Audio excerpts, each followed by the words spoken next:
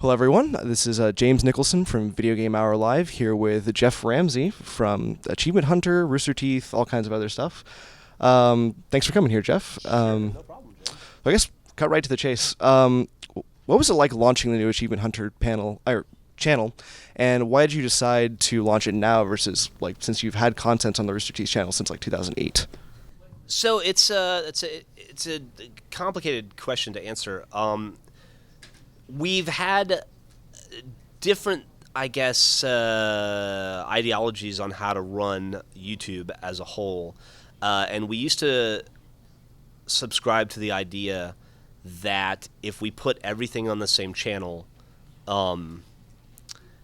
it would allow people that may not have found certain content on their own to find it. Like, you go for RT Animated Adventures, and then you see a Let's Play, and you watch the Let's Play, and you're like, oh, that's cool. And then you see a short or the podcast or whatever. And but I think that that kind of idea has outlived its usefulness, and people seem to now, as a whole, kind of want their content to be sorted and focused in a way that it's easy for them to digest.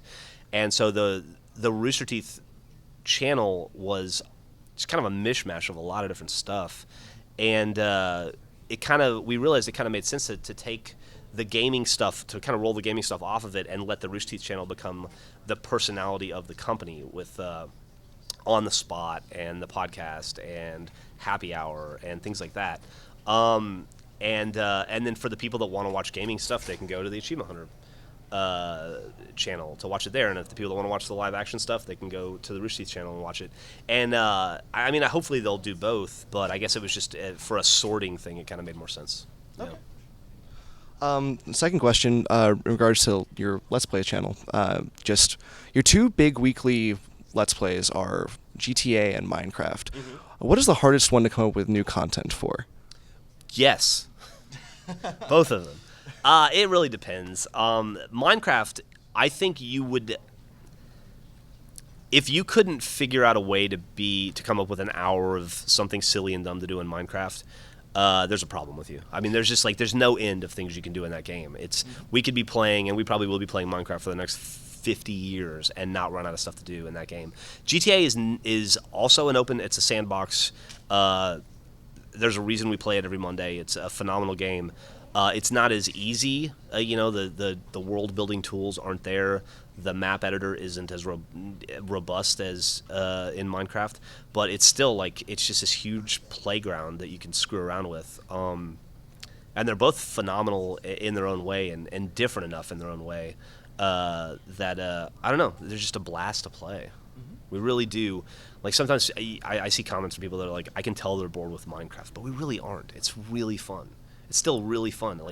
I can ride a dinosaur one day, or I could do a Mario Kart style kart racing thing, or I could go to Mars if I want to. There's no end of cool, fun stuff you can do in that game. And GTA is the same way. It's all they have to do is do one dumb thing, put out DLC that has brass knuckles in it, and you're like, well, I have now 5 new hours of content that I can create just around brass knuckles, So, yeah. All right. Well, speaking of screwing around in great games, when you were machinimating in RVB, it's been said, it's namely in the last Founders panel last night, that you were the best machinimator back in the early days. Have you ever thought of going back to that, or are you glad to have that behind you? Both, yeah. It's kind of funny. I think I may have even mentioned this in that panel yesterday, but I did I don't know why, it was for Halo Waypoint or something, but recently did a director's commentary of the first 5 seasons of RVB with Bernie and Matt, and it's the first time the 3 of us have sat down in a room and watched episodes of Red vs. Blue together in probably 8 years. Wow. 6 or 7, 8 years, somewhere around there. And I was super nostalgic, and it was really fun. And I had this moment where I turned to Bernie and Matt, and I was like, what if we just grabbed a couple copies of Halo 1, and we just do you think we could still do it? Do you think we can make an episode of RVB anywhere? And they both looked at me and they were like, F you. They were like, that's not happening. And so, yeah, but I do love the time I spent making Red vs. Blue, and I am super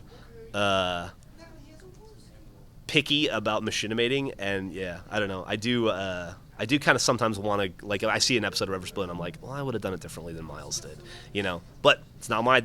I walked away. It's not mine anymore. It's Miles now, and those guys do a great job. So, got to leave it to the young bloods. Yeah.